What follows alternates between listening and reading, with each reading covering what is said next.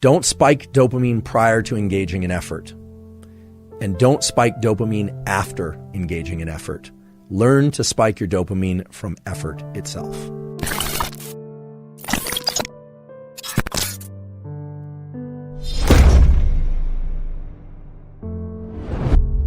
Now I'd like to talk about the positive aspects of rewards for our behavior and the negative aspects of rewards for our behavior. And from that, I will suggest a protocol by which you can achieve a better relationship to your activities and to your dopamine system. In fact, it will help tune up your dopamine system for discipline, hard work, and motivation.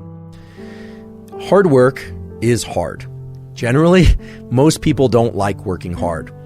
Some people do, but most people work hard in order to achieve some end goal. End goals are terrific and rewards are terrific, whether or not they are monetary, social, or any kind. However, because of the way that dopamine relates to our perception of time, working hard at something for sake of a reward that comes afterward can make the hard work much more challenging and make us much less likely to lean into hard work in the future. Let me give you a couple examples by way of data and experiments. There's a classic experiment done actually at Stanford many years ago in which children in nursery school and kindergarten drew pictures. And they drew pictures because they like to draw. The researchers took kids that like to draw and they started giving them a reward for drawing. The reward generally was a gold star or something that a young child would find rewarding. Then they stopped giving them the gold star, and what they found is the children had a much lower tendency to draw on their own. No reward. Now, remember, this was an activity that prior to receiving a reward, the children intrinsically enjoyed and selected to do. No one was telling them to draw. What this relates to is so-called intrinsic versus extrinsic reinforcement. When we receive rewards, even if we give ourselves rewards for something, we tend to associate less pleasure with the actual activity itself that evoked the reward. If you get a peak in dopamine from a reward, it's going to lower your baseline, and the cognitive interpretation is that you didn't really do the activity because you enjoyed the activity, you did it for the reward. Now, this doesn't mean all rewards of all kinds are bad, but it's also important to understand that dopamine controls our perception of time. When and how much dopamine we experience is the way that we carve up what we call our experience of time. When we engage in an activity, let's say school or hard work of any kind or exercise, because of the reward we are going to give ourselves or receive at the end, the trophy, the sundae, the meal, whatever it happens to be, we actually are extending the time bin over which we are analyzing or perceiving that experience. And because the reward comes at the end, we start to dissociate the neural circuits for dopamine and reward that would have normally been active during the activity.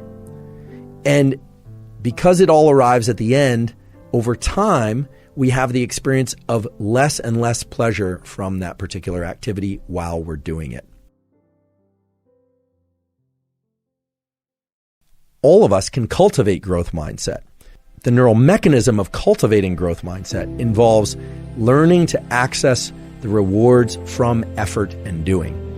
And that's hard to do because you have to engage this prefrontal component of the mesolimbic circuit. You have to tell yourself, okay, this effort is great. This effort is pleasurable, even though you might actually be in a state of physical pain from the exercise. Or I can recall this from college, just feeling like I wanted to get up from my desk, but forcing myself to study, forcing myself.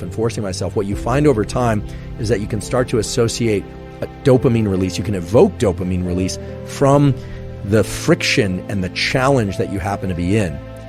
You completely eliminate the ability to generate those circuits and the rewarding process of being able to reward friction while in effort if you are focused only on the goal that comes at the end, because of the way that dopamine marks time. So if you say, oh, I'm going to do this very hard thing and I'm going to push for that end goal that comes later, not only do you enjoy the process of what you're doing less, you actually make it more painful while you're engaging in it. You make yourself less efficient at it, because if you were able to access dopamine while in effort, dopamine has all these incredible properties of increasing the amount of energy in our body and in our mind, our ability to focus by way of dopamine's conversion into epinephrine. But also, you are undermining your ability to lean back into that activity the next time. The next time you need twice as much coffee and 3 times as much loud music and 4 times as much energy drink and the social connection just to get out the door in order to do the run or to study. So what's more beneficial, in fact, can serve as a tremendous amplifier on all endeavors that you engage in, especially hard endeavors, is to not start layering in other sources of dopamine in order to get to the starting line, not layering in other sources of dopamine in order to be able to continue, but rather to subjectively start to attach the feeling of friction and effort to an internally generated reward system. And this is not meant to be vague. This is a system that exists in your mind, that exists in the minds of humans for hundreds of thousands of years, by which you're not just pursuing the things that are innately pleasurable, food, sex, warmth, water when you're thirsty, but the beauty of this mesolimbic reward pathway that I talked about earlier is that it includes the forebrain. So you can tell yourself the effort part is the good part. I know it's painful. I know this doesn't feel good, but I'm focused on this. I'm going to start to access the reward. You will find the rewards, meaning the dopamine release inside of effort, if you repeat this over and over again. And what's beautiful about it is that it starts to become reflexive for all types of effort. When we focus only on the trophy, only on the grade, only on the win as the reward, you undermine that entire process. So how do you do this? You do this in those moments of the most intense friction. You tell yourself, this is very painful, and because it's painful, it will evoke an increase in dopamine release later, meaning it will increase my baseline in dopamine. But you also have to tell yourself that in that moment, you are doing it by choice and you're doing it because you love it.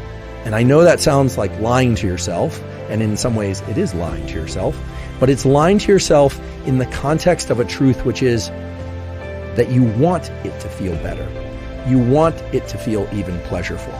Now, this is very far and away different from thinking about the reward that comes at the end, the hot fudge sundae for after you cross the finish line. And you can replace hot fudge sundae with whatever reward happens to be appealing to you. We revere people who are capable of doing what I'm describing. Throughout evolutionary history, there's no question that we revered people who were willing to go out and forage and hunt and gather and caretake in ways that other members of our species probably found exhausting and probably would have preferred to just put their feet up or soak them in a cool stream rather than continue to forage. The ability to access this pleasure from effort aspect of our dopaminergic circuitry is without question the most powerful aspect of dopamine and our biology of dopamine. And the beautiful thing is it's accessible to all of us.